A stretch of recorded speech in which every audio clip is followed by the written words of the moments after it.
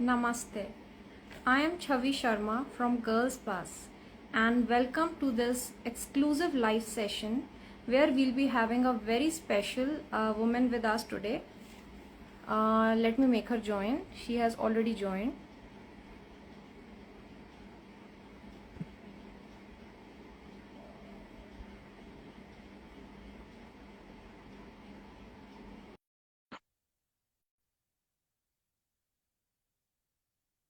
So we have Dr. Aanchal Pant with us today. She is a dermatologist. Hi, Dr. Aanchal. Hi. How are you doing? Good, good. How are you? I'm doing great. So as I was talking, we will be talking about skincare and hair care today specifically, especially for women. So let's start the session. Doctor, please tell us something about yourself, your journey as a skincare expert. Hi, I'm Dr. Aanchal Pant. I'm a dermatologist. I practice in Surat. I've been practicing dermatology for the last 8 years. And my interests are core dermatology, cosmetic dermatology, and hair transplantation. So, and I'm also very involved in patient education that really, I hold that very close to my heart. So I have a YouTube channel by the name Dr. Aanchal MD, where I post skincare and hair care related videos, and I also post a lot of videos on Instagram as well. So yeah, that's what I do. Her Instagram account and YouTube accounts are like, full of, they are like encyclopedia of skin and hair care health. So definitely check them out. Okay, Dr. Achal. So we are going to talk about women in particular today. And when we talk about that, the first thing that pops up is PCOS and hormonal imbalances. So are there any particular conditions which we can correlate with that? Okay, so if you're talking about PCOS in terms of skin, what can you see on the skin because of Yeah. polycystic ovarian disease? So, see, if you have acne, which is mainly in the chin area, in the lower jawline, and which is very resistant to treatment. So, you have been taking acne medicines, but it has not been responding, or you have very large cystic lesions in the lower side of the face, then we do want to rule out any hormonal imbalance, especially polycystic ovarian disease. Along with acne, you can also have thinning of the hair. You can have hair fall, thinning of the hair in the central area of the scalp, also excess hair, facial hair. So you can have excess hair in the sideburns, on the upper lip area, in areas where it is predominantly male pattern. So if you have a lot of hair on your arms and legs, that is not considered as a part of hormonal imbalance, because there anyways we do have hair. Okay, but in certain areas where you don't generally have hair, where women don't generally have hair, such as the sideburns, the upper lip, the chin, the chest, the abdomen, the back, these are the areas which we look for hormonal imbalance. Along with that, you can also have thickening and darkening of the skin in the neck. So if you have thickening and darkening of the skin in the neck, underarms, groin area, below your breast, these are also certain indicators that you may have a hormonal imbalance. Also seborrhea, like a lot of oiliness on the face, a lot Oh, of dandruff on the scalp, these I also didn't know point this. towards a hormonal imbalance. Yeah, so these are basically the conditions, which women go through and they keep on going through body shaming and everything, and they don't realize that they are going through some, hormonal imbalance. So yeah, please take note of this. Okay, so doctor, do patients like come to you and like they are reluctant to talk about certain issues when we talk about women in particular? Uh, Yes, they are. So anything pertaining to sexual health, to vaginal health, definitely they yes. are. They don't come. They are not very forthcoming with that. They are very Mhm. okay talking about acne. Even dark spots, melasma on the face. But like a lot of women suffer from vaginal dryness, Yes. discharge. Yeah.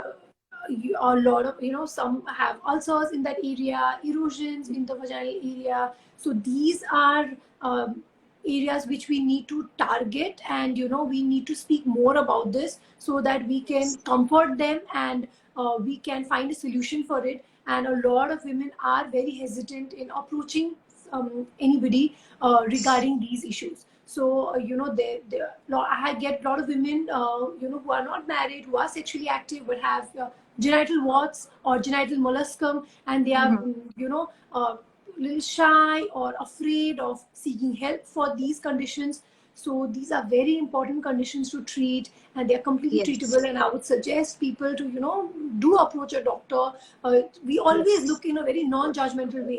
We are just there to help you out, to give you solutions. Exactly. So there is Yeah. no requirement for that kind of barrier to be there, or feeling that Mhm. feeling of judgment should absolutely not be there when you meet a healthcare professional. So please do Yes. seek help and get that treated. That is important. Yeah. I mean, suffering in silence is not the thing, na? You Yeah, should that's the consult worst. the And specialist. these Yeah. are conditions that will only increase if not treated, and the lesions will increase in Yes. size, the warts and the molluscum will increase in number. So definitely you want to seek help for it and get it sorted. Okay, thanks, doctor, for sharing that. Okay, so now I'm going to talk about two conditions which most of the women over here can correlate to. They are dark circles and dark armpits. So please give us some tips on that so that they can be avoided. Yeah. So dark circles are very, very common complaint. I would say, if I do an IG live or interact with the audience for even 5 minutes, within a minute, the question of dark circle gets asked. See, we have to understand what dark circles are. Okay, it is not just darkening of the skin under your eyes. Like what I have something called tear trough. So that is a structural abnormality. So no matter how many creams you use, it's not going to go. So that's why I always focus on finding the cause for dark circles. Why are you developing dark circles? Why is that area looking dark? Is very, very important. Is it because your eyes are deep set and there is shadowing from your Yes. upper brow? This shadow is coming on the under eye area, that is why it is looking dark. Or is your skin in this area very thin and your vessels are prominent, that's why it's looking dark and bluish? Or are there wrinkles under the eyes which is making your under eye area look dark? Or is it actually dark, actually pigmented, and when you stretch the skin you can actually make out the difference that this skin is much darker than your cheek?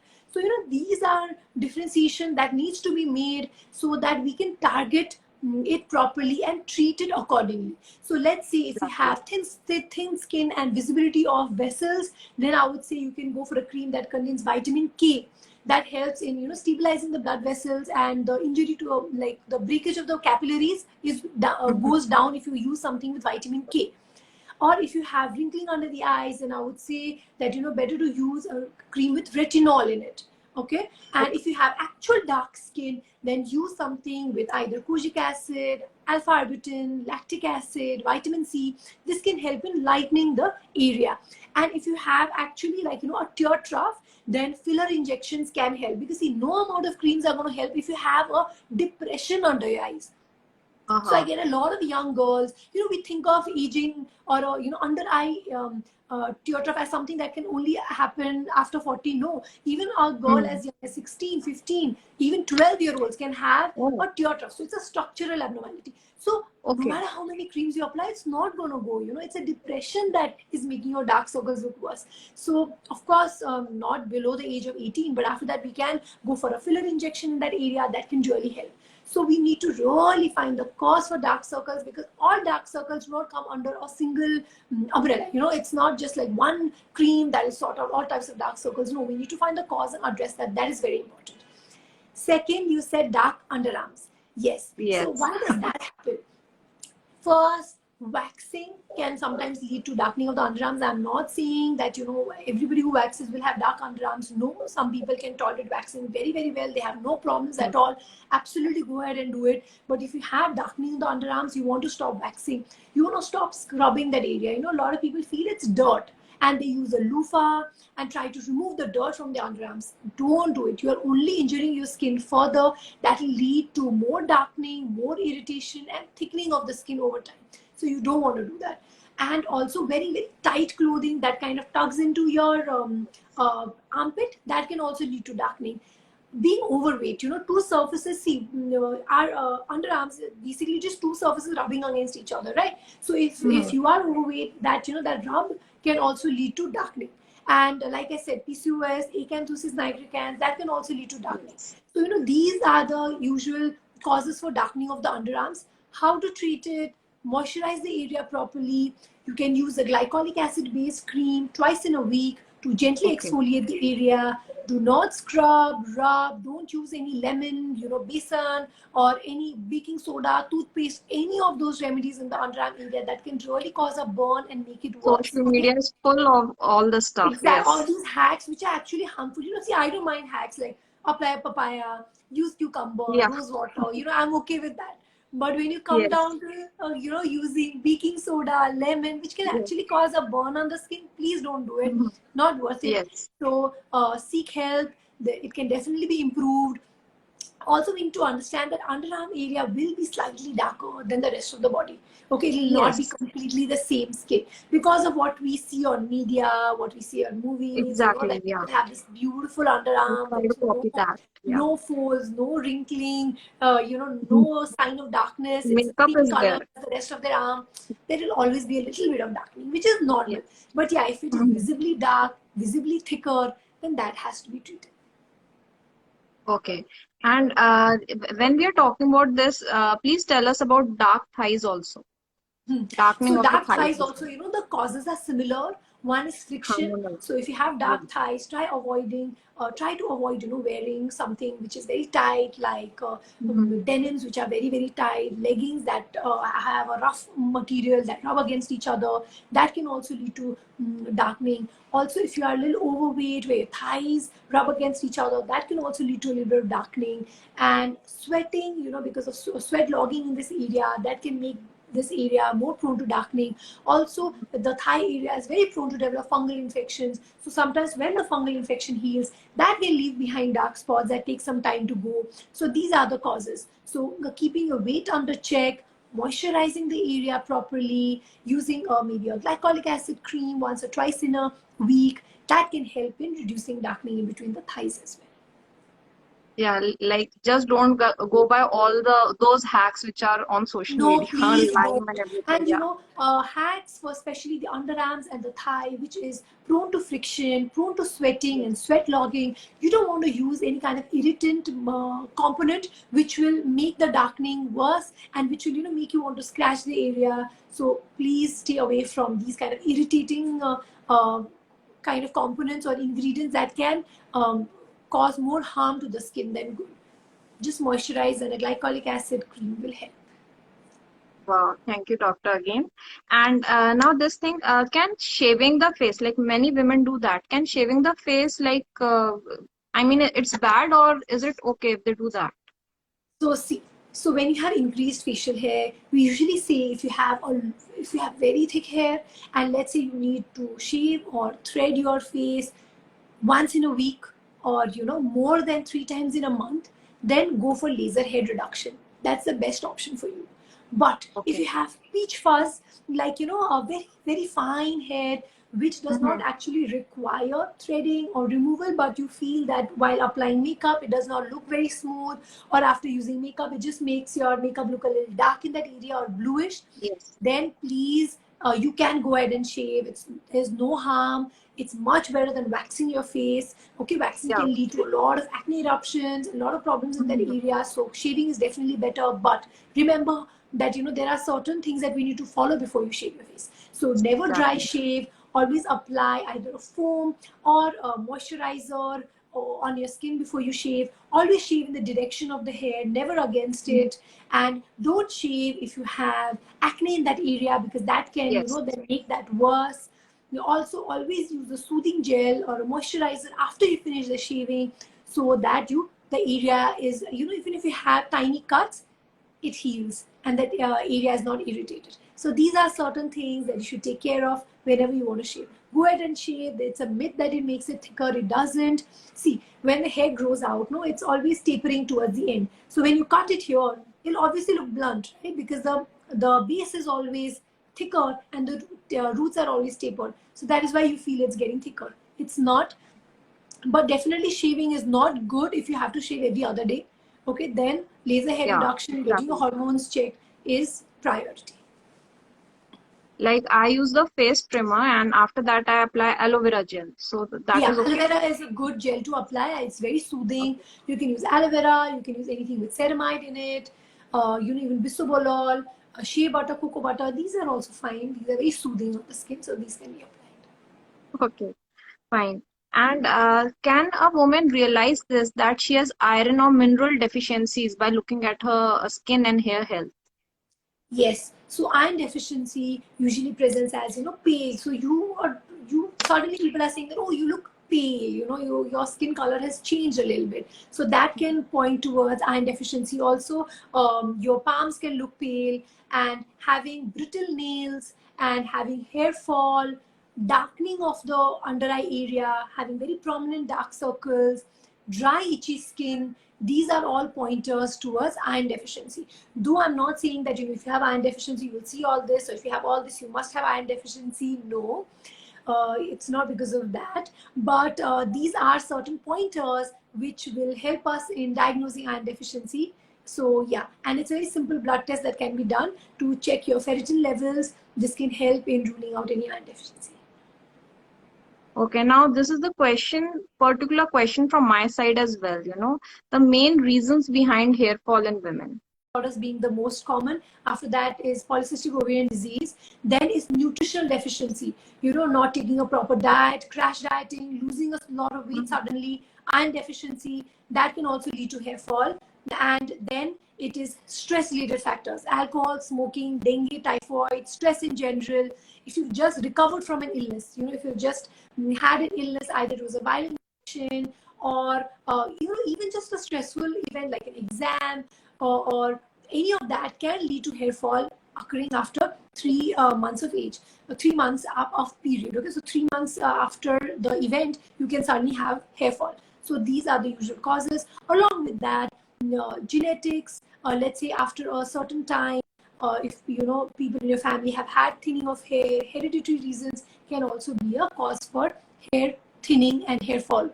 So what we can treat is nutrition deficiency and Mhm. hormonal imbalances. So many people over here are asking questions about hair loss only.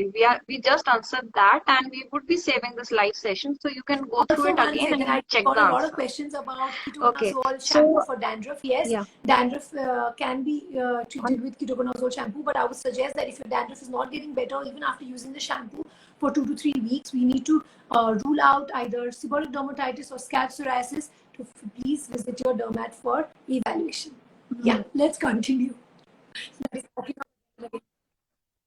Exactly, yeah. For a condition, a prolonged condition, I would suggest that please consult a dermatologist rather than, keep on going on for hacks and everything like that. And yeah, doctor, just now many people are asking about Yeah. pigmentation also. Lots of questions on that. Yeah, So can we just cover a quick see, question a on lot that? of people use Body pigmentation and pigmentation, everyone melasma is asking. interchangeably. So, if you have a little bit of dark spots, which you say jhaiya in Hindi, Hmm. jhaiya in this area on the cheeks, on the nose, forehead, upper lip, Yes. then that is a very common condition that we see in women. That gets exacerbated with sun exposure, with taking oral contraceptive pills, that can exacerbate melasma. So that also requires proper treatment. There, it is treatable. It can be made better for sure, though there is always a chance of recurrence, but it can definitely be controlled. So that requires prescription-based medicines. Otherwise, if you're referring to just light dark spots or dark spots left behind after acne, then you can use creams that contain azelaic acid or kojic acid, even niacinamide, alpha-arbutin. These agents can help in lightening dark spots to quite an extent. But if you have melasma, that requires stronger skin lightening agents that are prescription based, and for that you have to visit a dermatologist. But it's always like better, consult a specialist and Yeah. then go in for, I mean, so many options Yes, are there. and How do we also know before I what forget, for exactly is the dark correct spots, most option for that? important is sun protection and using a sunscreen. And for melasma, also, using a sunscreen is very, Yes. very important. So you want to follow strict sun protection, use a sunscreen, and use these skin lightening agents that can help. Yeah, I saw this reel of yours, I mean, so much information on sunscreen and like sunscreen Yes. also we need to reapply, Yes, so like sunscreen after few hours. do So become please inactive because tell of everyone. sweat. Okay, because of the sweat and the oil that's produced by our face, it can get washed out. So you might not have that much efficacy as mentioned on the bottle. So sunscreen reapplication should be done every 2 hours, ideally. If you're outdoors, if you're indoors, in a covered space, then using sunscreen once or twice is enough. But if you're outdoors, using it every 2 hourly, let's say at 9 o'clock, then 11, then 1, 3, 5, that is important. And also, if you are outdoors and you sweat a lot Yes. or in a humid climate, then make sure that you're using a water resistant sunscreen. Okay. Like she just said, like we are, Yes, even if we are indoors, sunscreen we is should use the mandatory once in a sunscreen. day application, That's the even if main you're point. indoors, is sufficient. Okay. And doctor, women in general have this tendency of ignoring themselves. So is there anything in particular which they should follow on a daily basis without fail, which can I help would them? say two Any things, like skincare a routine or face wash anything? at night time, face wash in the evening to remove all the sunscreen, dirt, grime that you have had, or makeup that you have had the whole day. So a face wash and a moisturizer is very, very important. We talk a lot about serums, different types of serums. Definitely it's an add-on, but using a good moisturizer that suits your skin type, there's nothing that can counter that. Okay, so even oily skin type requires a moisturizer, or dry skin type of course requires a moisturizer. So there's a moisturizer for all types of skin. So please find a good moisturizer that suits you, and that will be your best friend in the long term. So a face wash at night and a moisturizer twice in a day is the most important thing that you can absolutely never miss. Exactly. Like I use retinol at night. So even Yes, after that, retinol I is a think very important moisturizing part, is of very course, of important. the routine. If you are above 25 years of age, retinol helps in boosting collagen, reducing fine lines and wrinkles, and slows down the process of aging. So definitely, a retinol is important, and especially when using a retinol, a moisturizer is mandatory. Yeah. Okay. And see, everyone is asking so many questions. Let me tell you, there's a surprise for you at the end of this session. So please wait for that. Okay. So, doctor, apart from this, any more tips you would like to give, especially to women, which can help I them? would say also Any focus add-ons on from your diet. side? Try to avoid sweets, and try to avoid too much excess consumption of sweet, excess salt. That can also really harm your skin.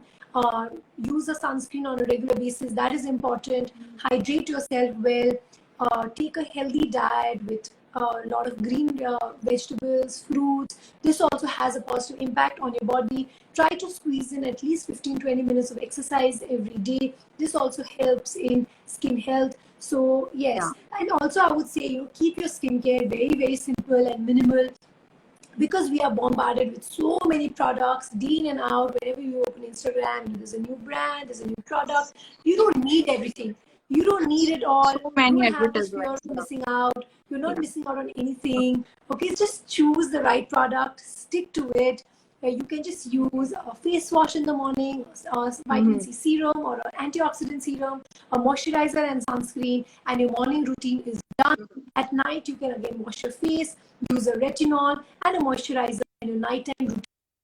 Okay, so don't need to kind of layer too many products, use too many products. You don't need them.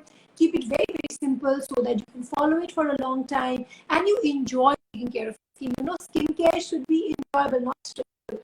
And if it takes so long, you'll not be able to do it every day. So Yes. find a very minimal skin routine that suits you and stick to it. That's the best. Yeah, like personally, what I did, like I started using gua sha and those things, but like every day spending 20, Exactly. You're 30 not gonna minutes stick to is it. not my cup of tea. So, like, I keep on skipping it, but yeah, but I am not able to stick to it, unfortunately. Okay, so as I said, there's a surprise for everyone. We have got a rapid fire round. So, as I mean, it will cover almost all the questions which you guys were asking. Yes, So, let's get doctor, ready started. for the rapid fire round? Yeah. Quick set of questions for you. Okay. So the first question is a product that works for all, irrespective A of the product skin that works for types. us. I would say a good moisturizer with glycerin and hyaluronic acid and ceramide will work for everybody, irrespective. Okay, great. And name one of the biggest I would reason say behind skin damage. exposure to sunlight is one of the most common causes for skin damage. So excessive exposure to sun, and also diet which is very rich in sugar and excess salt, that can also lead to skin damage. Okay, third one. Three things you should never put Lemon, on your face and hair. baking soda, toothpaste. Stay away from these three. It's also great. I would One say hack for frizzy hair. and water, liquid proportions in a spray bottle, and you can just spray it over your hair after Okay, you take a bath in a freshly washed hair. When it is slightly damp, just spray it on. It serves as a good hair serum, and it helps in controlling frizz. great.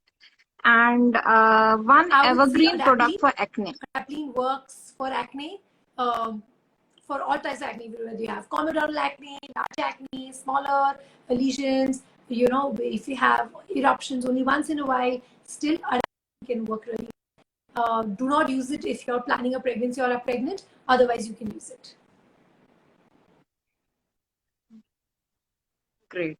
And the last one, the go-to Moisturizer. product for So stretch prevention is the marks. only way for stretch marks. Please remember that once you get stretch marks, very tough to treat. So use ample amount of moisturizer, especially if you're pregnant. Use a lot of moisturizer. Massage it. If you are into gymming, just started working out recently, make sure that you moisturize properly. That is very important in order to prevent stretch marks.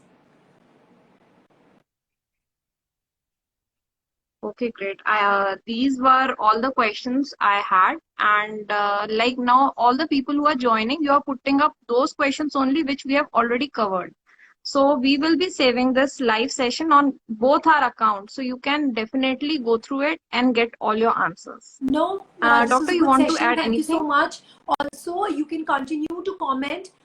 We must have missed a few questions. You can continue to place them in the comment section. I'll try to answer as Mhm. many as possible.